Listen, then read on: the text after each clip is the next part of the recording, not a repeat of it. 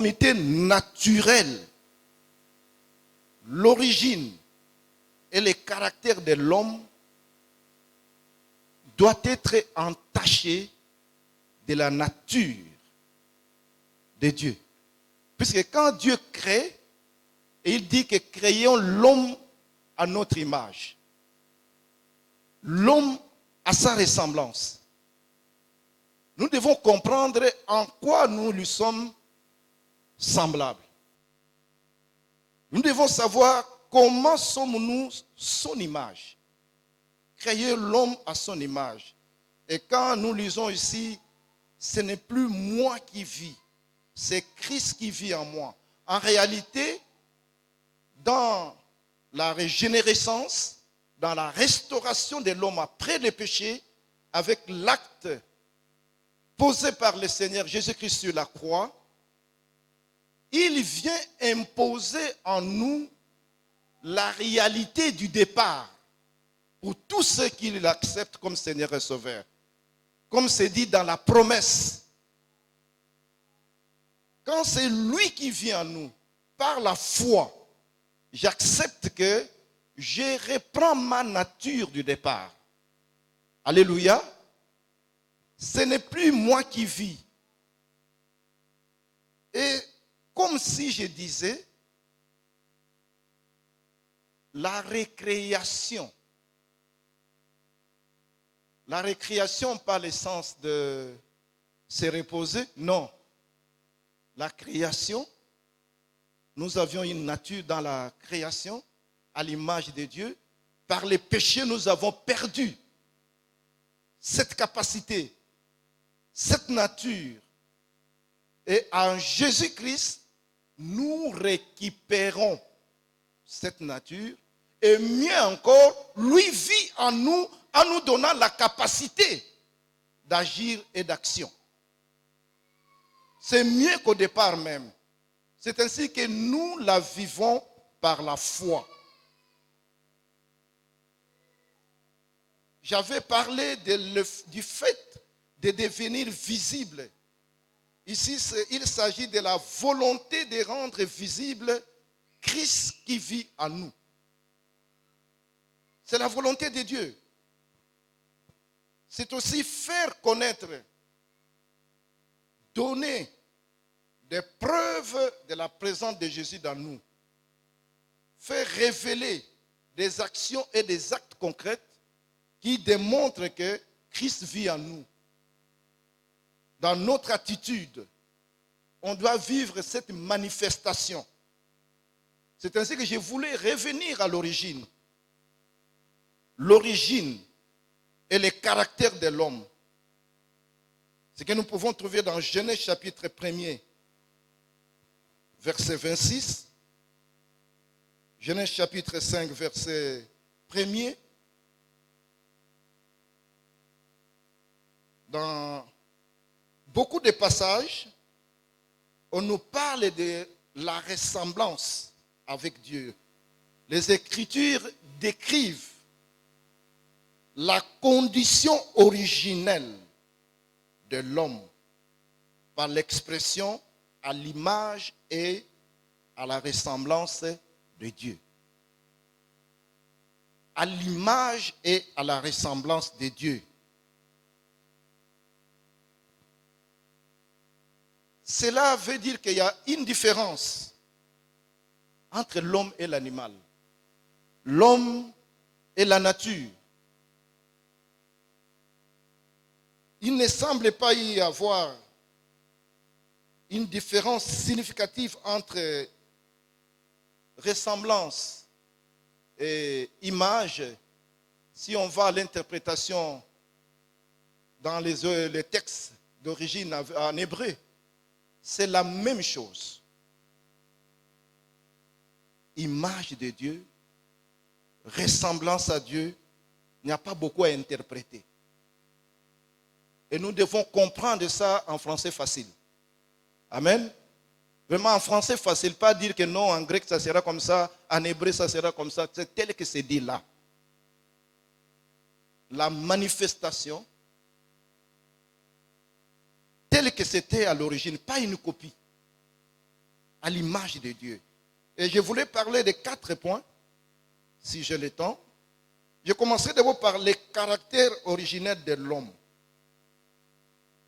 conformément aux Écritures. Quand on parle de la ressemblance, est-ce que c'était une ressemblance physique? Puisque quand on parle de ressemblance, il y en a qui croient que c'est la ressemblance physique. Ce n'était pas une ressemblance physique, puisque Dieu est esprit. Il est esprit. Et il n'a pas donc de membres comme nous. Il n'a pas de pieds, il n'a pas de jambes. Alors qu'il y en a qui font la représentation de Dieu à leur manière. Ils font la représentation d'un géant, ils font la représentation d'un grand, ils font la représentation de quelqu'un qui a un visage peut-être à leur manière. J'ai déjà vu plusieurs statues taillées pour expliquer, chacun à sa manière, la ressemblance avec Dieu. Si vous allez en Inde, vous comprendrez plus. Il y a plus de dieux que des hommes. Plus de dieux que des hommes. Chacun peut avoir 3, 4 dieux. Et représentés, ils ont leurs loges, dans leurs magasins, partout, dans leurs maisons. Ils ont des représentations taillées des dieux. Mais notre Dieu, on ne peut pas imaginer sa forme, ni sa taille, ni sa longueur, ni sa largeur. On ne peut pas l'imaginer. On ne peut pas même réfléchir sur ce qu'il est. Alléluia. Alléluia. Alors nous ne pouvons pas imaginer que non. Nous sommes créés à l'image de Dieu, c'est-à-dire, il a notre physique. Il n'a pas les membres comme nous. Peut-être que c'est notre bras qui est son bras. Peut-être que ce sont mes pieds qu'il utilise pour apporter la bonne nouvelle quelque part. Mais Dieu, on ne peut pas imaginer sa forme physique. Il a essayé de le révéler un peu à Moïse, mais Moïse n'a pas vu sa face. Moïse n'a pas vu sa face. Il est inimaginable qu'un homme puisse tailler une forme physique pour ce Dieu-là. Alors à quoi sommes-nous semblables à lui? Pour ce qui est de physique, nous savons qu'il est incorporel. Il n'a pas de corps. Il ne faut donc pas le représenter comme un grand homme sous une forme quelconque. Dans Psaume 17, 15 par exemple, il est dit, dès le réveil, je me rassasie de ton image. Là en plus, il ne s'agit pas de ressemblance quant à ce qui est physique, non. On fait par la foi l'image d'un Dieu juste, de Dieu correct, de Dieu fidèle, tel qu'on vient de chanter. À jamais il est fidèle. À jamais il est grand. À jamais il est avec moi. Il est omnipotent, il est omniscient. C'est ce Dieu-là. Comment tu vas représenter quelqu'un qui est omniscient, il est omnipotent, il est omniprésent? Comment tu peux le représenter? Il est partout à la fois. Alors que nous, dans le physique, nous sommes limités. Je suis ici seulement. Amen. Je ne suis nulle part ailleurs si ce n'est qu'ici. Dans Exode 33, 20, même dans Nombre 12, 8, quand vous lisez, vous verrez qu'en réalité, Moïse n'a pas vu la face de Dieu. Dieu est incorporel. L'homme avait une ressemblance à Dieu en ce qu'il avait une partie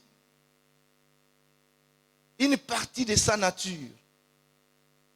Au départ, Dieu a créé l'homme et cet homme-là avait une santé parfaite. Vrai ou faux? Il avait une santé parfaite. Et dans la pensée de Dieu, cet homme-là avait une nature d'être éternel. C'est le péché qui a amené la mort. Le salaire du péché, c'est la mort. Mais au départ, dans la pensée de Dieu, il n'y avait pas la mort. Donc, dès le départ, on avait cette nature-là, une santé parfaite, pas de mort, et en Dieu, cette notion d'éternité telle qu'il a voulu, malgré les péchés de l'homme, il a voulu que la régénération soit faite par son Fils Jésus-Christ. C'est ainsi que quiconque croit en Jésus-Christ il reçoit quoi? La vie éternelle. C'est ainsi que j'aimerais nous ramener à l'origine. À l'origine, c'était ainsi. Et par les péchés, nous perdons. Mais par la régénération, en acceptant Jésus comme Seigneur et Sauveur, nous redevenons conformes à l'origine. Mais pas avec ce corps. Alléluia. Alléluia. Donc là, je voulais faire un peu allusion à la conformité physique. Mais on constate que cette conformité n'a pas cette nature-là d'un Dieu qui a un corps physique, qui a notre forme. Non. Et nous allons comprendre dans le deuxième point que je vais aborder de cette ressemblance. Je vais parler de la ressemblance mentale. La ressemblance mentale. Il y a Hodge qui dit, Dieu est esprit. L'âme humaine est un esprit. Dieu est esprit avec grand E. Mais l'âme humaine est esprit avec petit E. Donc les attributs essentiels de l'esprit, et nous devons connaître. Dans la ressemblance là, si Dieu est saint, nous avons aussi cette ressemblance spirituelle.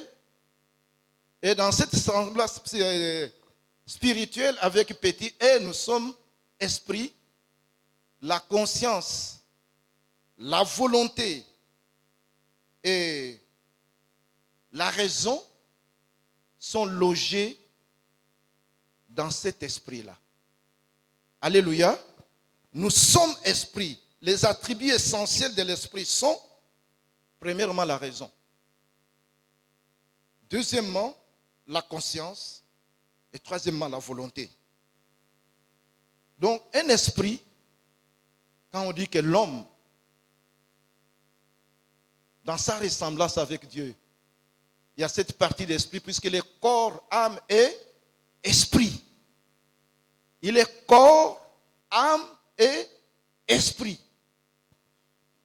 Et dans la régénération, dans la restauration, quand Christ vient restaurer, il restaure aussi notre conscience. La conscience que nous avons perdue. Il restaure aussi la volonté. Il restaure aussi la raison. Un esprit est un agent rationnel, moral et libre. Tu ne peux pas bloquer un esprit quelque part. Alléluia. C'est immatériel. Tu ne peux pas. C'est ce qui nous permet de nous connecter avec Dieu. Nous nous connectons avec lui par la foi, à travers la prière et la parole de Dieu. Mais c'est la partie spirituelle qui capte la volonté de Dieu. C'est cette partie qui nous aide à savoir nous sommes dans les bons, tout comme nous sommes dans les mauvais. Il nous a créés libres. Et cela se manifeste. En faisant l'homme à son image, Dieu l'a donc doté des attributs qui appartiennent à sa propre nature en tant qu'esprit. En tant qu'esprit. Il y a des auteurs qui se sont permis de dire que l'homme est un petit Dieu. En réalité, ils font allusion à ça, à la partie esprit. L'homme est par conséquent, partant de tout ce que je vais développer, il est bel et bien distinct de tous les autres habitants de ce monde. L'homme n'est pas le seul habitant de ce monde, vrai ou faux? Dans ce monde, il y a des baleines, n'est-ce pas? Il y a des oiseaux, n'est-ce pas? Il y a des animaux. Ce qui différencie l'homme des autres créatures qui habitent ce monde, la terre en particulier, c'est cette partie d'esprit. C'est ça qui fait la différence. L'homme est par conséquent distinct de tous les autres. Et deuxièmement, l'homme est infiniment élevé au-dessus d'eux. Imaginez un peu l'homme infiniment élevé au-dessus de toute la créature. Au-dessus de toute la créature.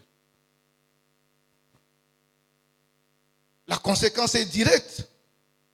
Celui qui est au-dessus de toute la créature, ça veut dire qu'il peut dominer sur la créature. Alléluia. C'est tout à fait normal que Dieu lui donne cet attribut de dominer. Il appartient au même genre d'être que Dieu lui-même et peut donc avoir communion avec Dieu. La différence avec les autres habitants de notre monde, de la créature, vient non seulement du fait que nous sommes distincts et que nous sommes infiniment élevés, il nous a dotés d'une capacité d'entrer en communion avec lui. Tu es le seul être qui peut entrer en communion avec Dieu puisque tu es créé à son image. Celui qui n'est pas créé à son image ne peut pas entrer en communion avec lui. En tant que corps, âme et esprit, Dieu nous a dotés de la capacité d'entrer en communion avec lui. Mais à cause du péché, nous avons été déconnectés de lui. À cause du péché, donc c'est ce que le péché fait. Quand l'homme pêche, il se déconnecte de Dieu. Il n'y a plus communion. Et quand il n'y a plus communion, tu es déconnecté. Sache que Dieu a donné une porte de sortie pour nous les hommes. Amen. Amen. Dans 1 Jean 1,9, il dit quoi? Quand l'homme a péché, qu'est-ce qu'il faut faire? Quand l'homme demande pardon, il confesse ses péchés. Qu'est-ce que Dieu fait? Il est fidèle et juste pour faire quoi? Pour nous pardonner. Ce sont les réalités de régénération que nous devons intérioriser.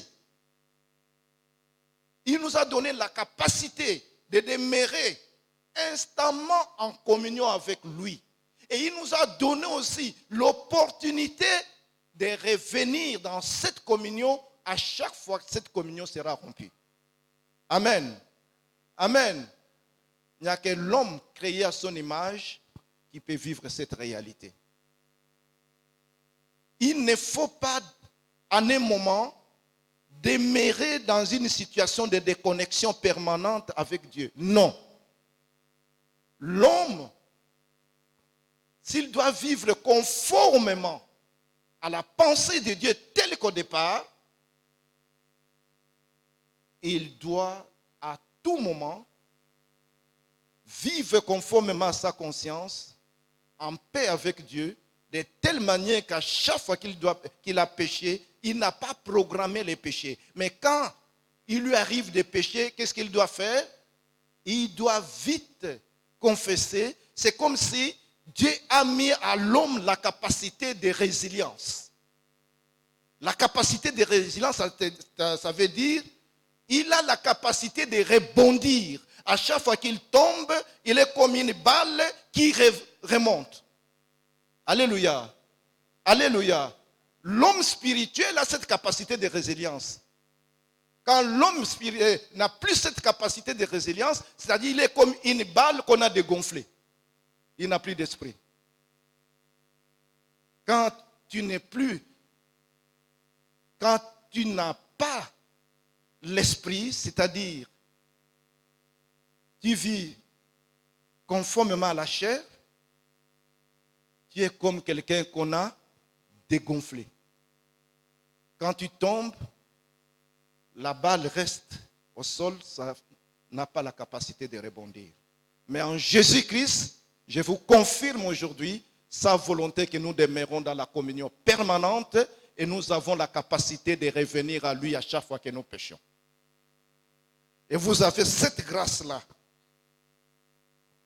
cette conformité de nature est la condition essentielle de notre capacité de communier avec Dieu. Et au-delà même de communier avec lui, puisque nous communions avec lui, nous avons la capacité de le connaître. Alléluia. Tu ne peux pas vivre cette conformité sans le connaître. Sans le connaître. Si tu ne le connais pas, comment tu vas l'adorer? Dans l'adoration, nous nous appuyons sur les attributs de Dieu. Je m'appuie sur ces attributs. Dieu, tu es éternel. Dieu, tu es puissant. Dieu, tu es omnipotent. Tu es omniscient. Dans l'adoration, je ne demande pas, je ne loue pas. Je suis en train de focaliser mon attention sur ce qu'il est. Sur ce qu'il est. Je ne sais pas si tu peux dire même 25 attributs de Dieu d'un coup. Hein? Créateur, fidèle, éternel, amour, bon. Hein? Vous continuez comme ça. Dieu t'a créé pour ça. C'est la base même de notre nature religieuse. Parce que quand nous connaissons Dieu, nous savons qu'il nous a créés pour vivre en communion permanente avec lui. C'est ça la conformité à l'original. Et nous savons aussi que c'est lui qui a envoyé son fils Jésus-Christ pour nous chercher quand nous avons péché. C'est lui qui fait la démarche pour te récupérer. Amen. Amen. C'est lui qui te cherche. C'est lui qui fait la démarche. C'est Jésus-Christ qui a quitté les palais en or, au ciel, pour descendre et chercher l'homme pécheur. Ça veut dire que tu as de la valeur devant Dieu. Dieu ne t'abandonnera jamais, puisqu'il sait qu'il t'a créé à son image, puisqu'il sait qu'il t'a créé pour l'éternité. Quelle que soit la situation que tu traverses, sache qu'il a toujours un bouée de sauvetage pour toi. Chaque jour, il te donnera toujours l'opportunité de revenir à lui. Cela a beaucoup d'implications. Nous servons Dieu tout en sachant que nous avons une mission sur la terre. Si nous sommes inconscients de ça, nous allons périr comme des bêtes, comme les animaux. Mais nous ne sommes pas comme les autres créatures. Cette affirmation est conforme aux Écritures. Nous devons nous maintenir dans cette communion conforme à l'origine. Imaginez un peu Adam dans le jardin, et il est dit dans les Écritures, il entendait l'appel de Dieu le soir. Le soir, Dieu, c'est comme si Dieu descendait au jardin pour causer avec eux. Ce n'est pas une communion permanente. Hein? Dieu vient causer avec lui. Et Si nous tenons à ça et à nous maintenir dans cette position, il y a deux choses que nous devons faire. Premièrement, pour maintenir cette conformité, nous devons vivre dans la sanctification permanente. Dans la sanctification, l'homme se renouvelle dans la connaissance, selon l'image de celui qui l'a créé. Colossiens chapitre 3, verset 10. Vivez la sanctification chaque jour. La sanctification pratique dans la pensée, dans les actions, dans tout ce que nous faisons. Si nous sommes conformes à la volonté de Dieu, nous vivons la sanctification. Dieu est là aussi pour nous protéger et pour nous garder. Alléluia. Alléluia. Deuxièmement, le renouvellement commence par la régénération, mais elle se poursuit par la sanctification. Nous sommes des hommes et des femmes régénérés par Jésus-Christ, grâce à son sang coulé pour nous, nous sommes régénérés. Je ne sais pas qui croit qu'il est régénéré ici. Qui croit qu'il est régénéré? Qui croit que par le sang de Jésus, versé sur la croix, il a été régénéré? Et ça ne se limite pas par les chansons. Celui qui est régénéré peut lever la main. C'est celui qui peut chanter « Son sang effacé ». Vous connaissez ça? C'est celui qui peut chanter. Hein? Voilà. La chorale, chantez un peu ça. Hein? Son sang effacé pour tes condamnations, pour ceux qui demeurent en Jésus.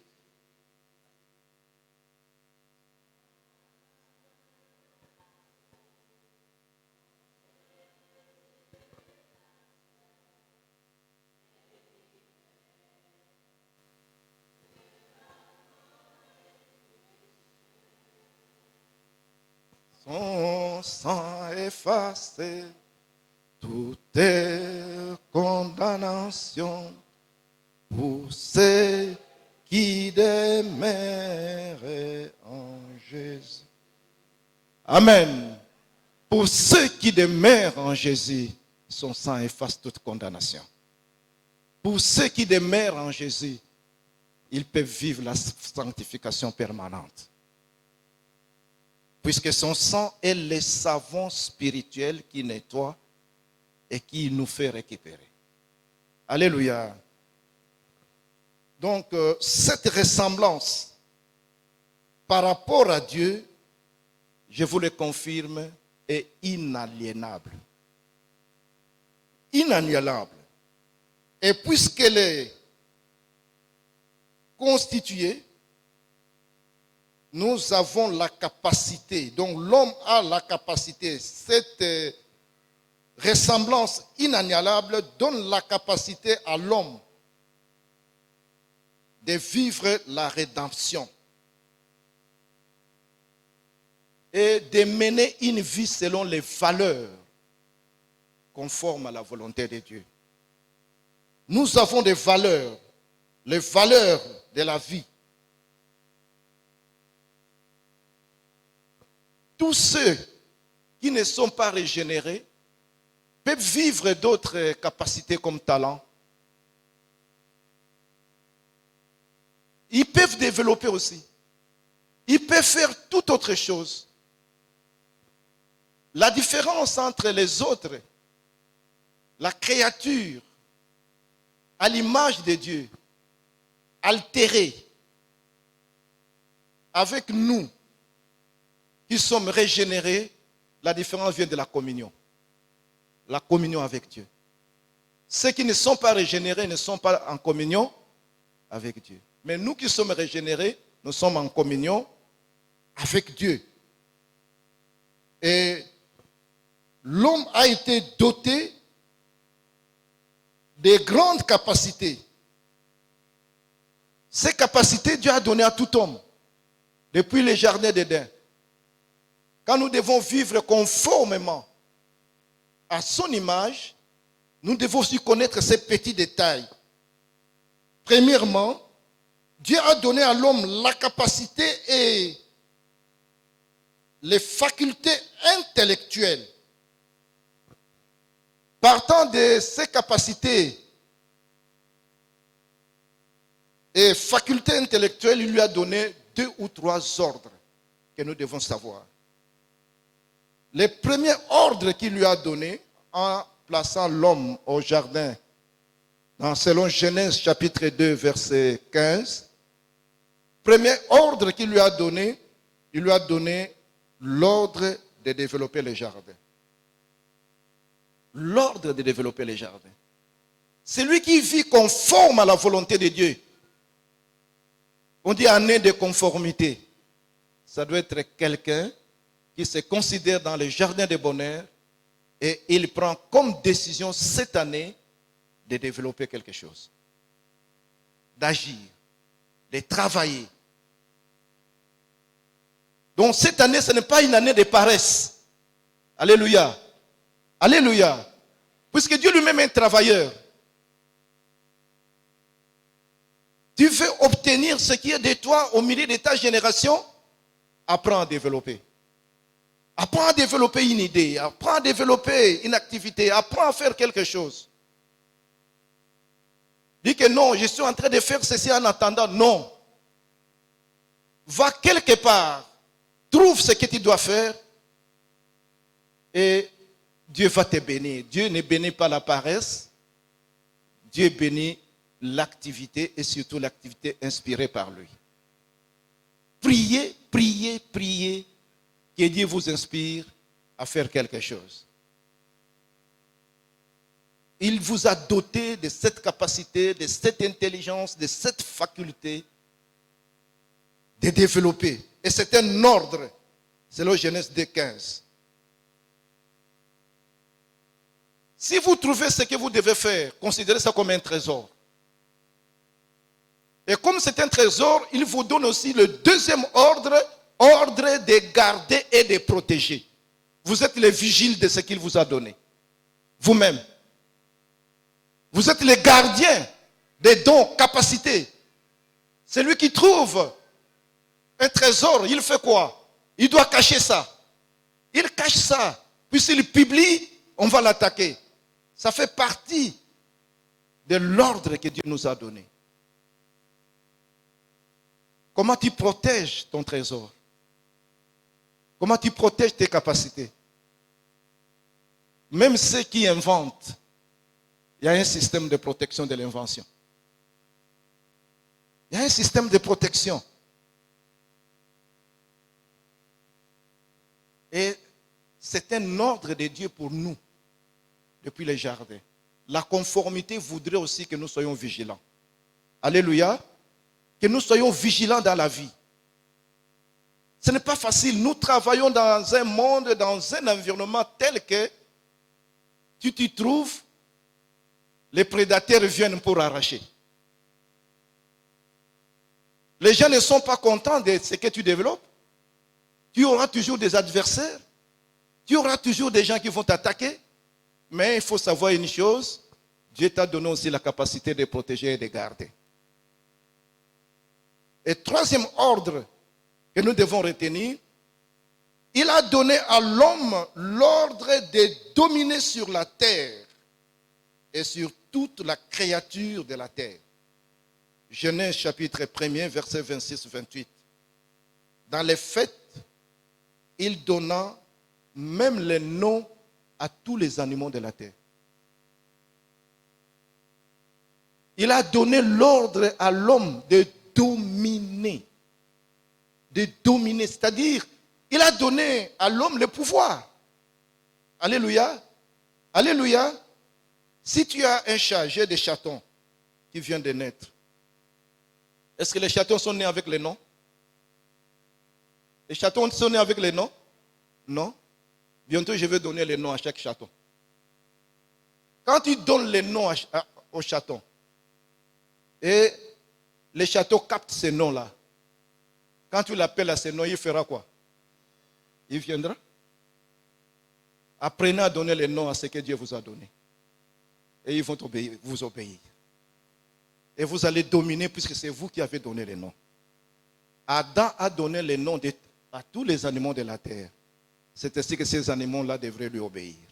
Mais on a perdu cette capacité-là. Mais dans la régénération, Dieu nous redonne cette capacité-là. Apprenez à dominer. Cette ressemblance par rapport à Dieu, j'ai dit bien, est inaliénable. Et je vais passer au dernier point. Dans la nature, la conformité avec Dieu, il y a aussi une ressemblance sociale. Créée à l'image de Dieu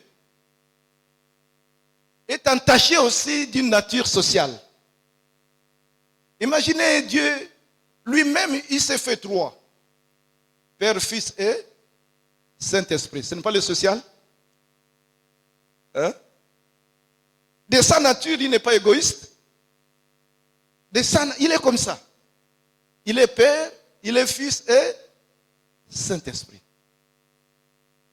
Partant de ça déjà, nous devons savoir que la nature sociale de Dieu est fondée dans les affections. Donc en l'homme, il a mis déjà dans cette image la notion d'affection. La notion de vivre avec l'autre. L'homme est un être social. Nous sommes des êtres sociaux. Si nous vivons conformément à la volonté de Dieu, nous devons avoir l'affection. Nous devons avoir la compassion des autres. Nous devons avoir la compassion des âmes perdues. Nous voulons que tous ceux qui sont perdus, qui ont perdu la conformité, cette année, ils reviennent à la conformité. Alléluia. C'est notre mission. Non, ici à IEC, je ne sais pas, dans notre paroisse, vous avez le privilège de recevoir de grands thèmes. Et si vous compilez tous ces sujets, vous vivrez conformément réellement à la volonté de Dieu. Je considère notre paroisse comme une école. Comme une école. C'est celui qui assiste à tous les cultes, qui suit. Je ne sais pas si tout le monde capte les prédications, les messages, tels que le pasteur le veut. Quand il parle de la conformité, ça veut dire qu'il y a aussi des contrefaçons. Il y a des contrefaçons. Donc vous êtes des détecteurs de contrefaçons. Et vous êtes capables de dire que ça c'est l'image à l'origine et ça c'est l'image qui n'est plus conforme et cette image mérite la régénération. Si vous faites accepter Jésus-Christ à quelqu'un, la personne est restaurée et la personne revient à l'image de Dieu. La nouvelle créature. On parle de la nouvelle créature. On parle de la nouvelle naissance. Ce sont des termes parfois que les gens prennent comme ça à la légère. Comme dire que je suis né de nouveau. Ça veut dire quoi? En réalité, tu es redevenu conforme à l'origine. Tel que Dieu voulait. Dans l'aspect social, l'homme cherche sans le vouloir des camarades. Quand il est à l'école, il devient camarade automatiquement à quelqu'un. Et quand il grandit, je me rappelle jusqu'à présent, j'ai en tête les amis avec qui on a commencé l'école primaire. J'ai même les noms. Quand je les retrouve, on est capable de commencer à se relater encore les histoires qu'il y a plus des années. Plus de 67 ans. Hein, c'était mon anniversaire cette semaine. Hein, j'ai totalisé 67 ans. Et Dieu est capable de me donner encore la mémoire, de revoir encore mes amis d'enfance. C'est l'aspect social que Dieu a mis en nous. Donc en premier lieu, l'homme a en lui cette capacité de se connecter aussi avec l'autre, avec son semblable. Puisqu'il est semblable à Dieu dans les verticales et dans l'horizontale, il se connecte aussi avec ceux qui sont créés à l'image de Dieu. Deuxièmement, dans l'aspect social, l'homme doit trouver la façon de vivre en communion avec Dieu lui-même. C'est un besoin. L'homme social, il cherche des camarades, mais son premier camarade avec qui il doit vivre l'intimité doit être qui? Dieu. Il doit chercher l'intimité avec Dieu lui-même. Avec Dieu lui-même. La communion avec Dieu. C'est ainsi qu'on peut chanter « J'ai soif de ta présence ». L'homme doit avoir soif de la présence de Dieu. Malheureusement, d'une manière générale, l'homme a soif du monde que Dieu a créé, mais l'homme n'a pas soif de celui qui a créé le monde. La première soif que je dois avoir, c'est la soif de la présence de Dieu. La soif de la présence de Dieu. Si tu n'as plus soif de la présence de Dieu, ça veut dire que tu es déconnecté. Hein, ma fille? Tu suis? Tu es avec moi? Tu es déconnecté ou connecté? Ici, tout le monde doit être connecté. Amen. Si tu es déconnecté, tu es en train de rater des grandes révélations pour toi. L'intimité avec Dieu doit être approfondie et l'intimité avec Dieu doit être recherchée chaque jour dès le matin. Au jardin, l'homme a entendu la voix de Dieu. L'éternel Dieu qui parcourait les jardins vers le soir. Genèse 3, 8. Cela implique que l'homme avait communion avec son Créateur. L'homme qui vit conformément à l'origine, enfant de Dieu, il doit vouloir vivre en communion avec son Créateur. S'il ne le vit pas, il ne vit pas non plus. Alléluia. Alléluia. Si tu ne vis pas en communion avec Dieu, c'est-à-dire que tu ne vis plus, tu es mort. On appelle ça la mort spirituelle. Spirituellement, tu es mort. Donc, Dieu avait créé l'homme pour lui-même. Et l'homme trouvait une suprême satisfaction dans la communion avec son Seigneur. Donc le plus grand bonheur que l'homme doit avoir, c'est de demeurer en communion avec Dieu. C'est le bonheur au top. Et ne chantez pas parfois pour le plaisir de chanter. Nous, à notre génération, quand je me suis converti, quand je chantais, c'était pour me rappeler d'un grand événement de la régénération. Que je ne sais pourquoi dans ta grâce, Jésus m'a tant aimé. Pourquoi par son sang il est fait ma dette et mon péché. Mais je sais, lui j'ai la vie, il m'a sauvé dans son amour.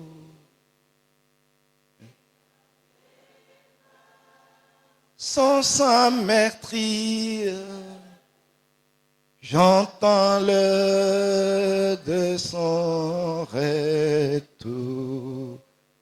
Amen. Nous, quand on chantait comme ça, c'était plus qu'une méditation, C'était la recherche d'une communion avec ces dieux-là. C'était réfléchir sur la grâce, d'où je viens et où je me rends. Mais aujourd'hui, ya, et tout, et ya, je ne sais pas qu'est-ce que vous chantez. La réflexion est compliquée. Hein? Alléluia. Non, revenons à ce qui est conforme, même dans nos chansons. Soyons inspirés par la parole de Dieu. Vous vivrez le vrai bonheur. Si tu veux le vrai bonheur, laisse entrer Jésus-Christ dans ton cœur. C'est une chanson aussi, n'est-ce pas? Qu'on chante. Si tu veux le bonheur, le vrai bonheur, laisse entrer Jésus dans ton cœur. Alléluia. Nous, on chantait comme ça. Mais vous, aujourd'hui, je ne sais pas. Vous-même, vous connaissez ce que vous chantez. Donc, dans la copie conforme de Dieu du départ, il y a cette communion permanente même en chantant. Et l'homme cherche l'amitié. L'amitié, l'homme a besoin de l'amitié. Cette intimité avec Dieu provoque aussi les amitiés. Et Dieu a compris ça. Dieu a compris. Je vais terminer par là. Dieu a pourvu également à l'amitié humaine. Et vous savez ce qu'il a fait quand il a constaté que l'homme n'avait pas d'amis? Quand il était entouré seulement des animaux, il a créé la femme. Il a chuté par là pour que ça soit conforme. Alléluia. Il a créé une amie intime qui s'appelle femme. Parfois, les femmes ne savent même pas pourquoi Dieu les a créées.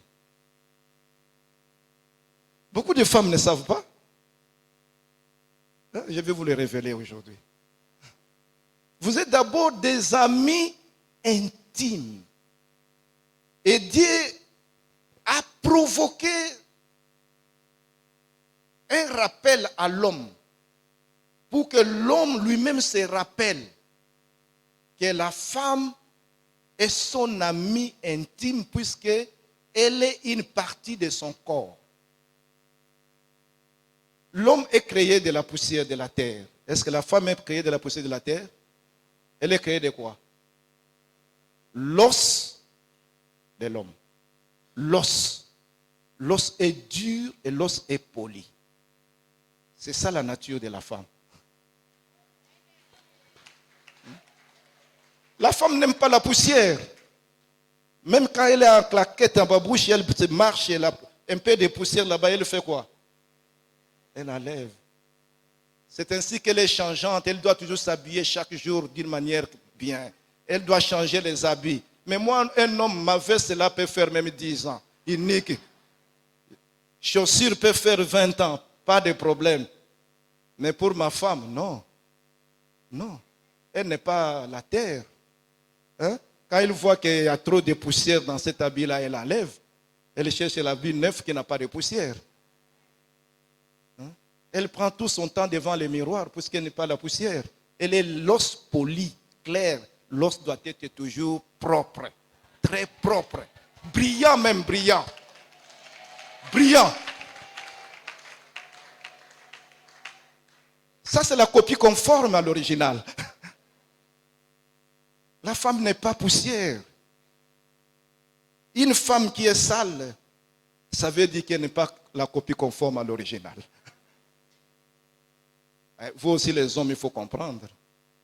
Si vous comprenez ce message, vous êtes mariés, travaillez, faites tout pour mettre un budget à la femme pour qu'elle demeure conforme.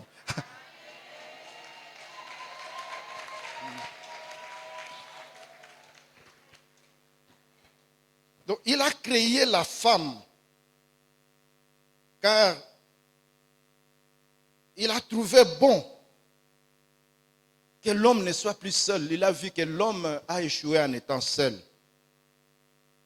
Et il lui a fait une aide semblable. Et effectivement, la femme l'a aidé. La femme l'a aidé dans plusieurs domaines. Je prends seulement 2 ou 3 domaines. Vous connaissez les premiers domaines dans lesquels la femme a aidé l'homme? Puisque quand l'homme parlait avec Dieu, il se communiquait en quelle langue? En quelle langue? Quand il parlait avec Dieu, quand Dieu venait le visiter, Adam. En esprit, n'est-ce pas? En langue, on ne sait pas. Imaginez. Et quand l'homme communiquait avec les chats, les singes et tous les animaux domestiques, c'était en quelle langue? Peut-être dans les gestes ou quoi? Mais je vous dis une chose, l'homme était baba, donc il ne parlait pas. S'il a parlé, c'est par la présence de Dieu. Elle est de la femme. C'est grâce à la femme qu'il a ouvert la bouche pour dire, voici l'os de mes os, on l'appellera femme. Pour que la femme entende que son nom c'est femme. La bouche s'est ouverte grâce à la présence de la femme. Sans la femme, l'homme est baba. Hein? Alors ne vous énervez pas quand elle te fait parler. C'est sa nature. C'est conforme à sa nature. Elle est venue pour te faire parler. Tu étais timide là, timide, tu ne parlais pas, tu ne savais pas t'exprimer. Et maintenant, il t'apprend à parler. Accepte de parler. Ne lui prive pas ça. Puisque ses oreilles ont été exercées et formées pour t'écouter. Alors, il faut lui parler. C'est conforme aussi à la nature, n'est-ce pas? Et à la copie originale. Genèse 2, 18, vous pouvez lire toutes ces réalités-là. Alors, pour que cette amitié avec la femme soit vraiment réelle et très intime, la femme a constaté que son grand frère homme qui était avant lui était sale. En vivant avec les animaux, sa barbe pouvait avoir quelle taille? Puisqu'il pouvait imiter aussi la barbe des singes ou des boucs. En vivant avec les animaux, il n'y avait pas de toilette pour lui. Il est la terre, il dormait sûrement par terre dans la poussière. La femme lui a amené une trousse de toilettage pour mettre le soin. C'est ainsi que dans les églises, quand vous voyez quelqu'un qui s'habillait en tenue multicolore, chemise rouge, pantalon vert, et puis des chaussures un peu à désordre, il y a de l'ordre qui commence à venir. Ça veut dire qu'il y a une dame qui l'a vu, à qui il a fait une promesse, qui commence à souffler. Non, je ne veux plus de cette couleur, je ne veux plus de ces cheveux-là, je ne veux plus de ces... Alors, avant de vous présenter chez nous, voilà comment tu dois être. Et vous voyez, l'homme aussi devient conforme. Et on le présente, voici l'homme. Non, la réalité, c'est la femme qui l'a dressé à sa forme. Et derrière des grands hommes, il y a qui? Voilà. Vous allez me payer pour cette révélation, une deuxième révélation. Et la dernière révélation, bon, il y a beaucoup d'enfants ici, mais je vais voir comment l'exprimer. À quoi servait le sexe de l'homme avant la création de la femme? C'était un appareil urinaire. C'est grâce à la femme qu'il est devenu homme. Alors, les femmes, vous devez dire à vos maris qui vous négligent, dites-leur que tu n'as qu'un appareil urinaire sans moi. Tu es inutile sans moi. Sans moi, tu peux aller dans les toilettes, va vivre même dans les toilettes. Vrai ou faux? Ah, ça au moins, je pensais que les mamans allaient applaudir puisqu'elles sont valorisées. Donc, à cause de cette relation intime, l'homme doit obéir à l'ordre de quitter son père et sa mère, s'attacher à sa femme afin de devenir une seule chair avec sa femme. Ça, c'est l'origine. Celui qui n'obéit pas à tous ces principes, qui va s'attacher à 3 femmes, qui va se chercher des problèmes. Dieu a pris une seule côte, lui va se retrouver avec 4, 5 côtes et créer la bagarre. On ne sait pas quelle côte va rentrer là où Dieu a tiré. Lui-même cherche des querelles et il va mourir vite de stress. C'est ainsi que beaucoup d'hommes meurent avant les femmes, puisqu'il se complique la vie. Comme c'est l'année de conformité, vivons conformément à la volonté de Dieu. Si nous savons que l'homme a été créé avec une nature sociale, comme Dieu lui-même, respectons les principes et l'ordre de Dieu, nous vivons le bonheur. Et cette année sera effectivement une année de conformité. Que Dieu vous bénisse.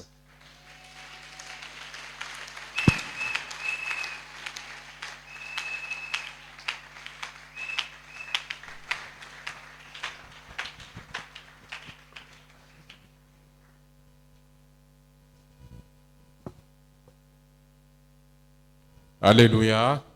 Nous voulons prier après avoir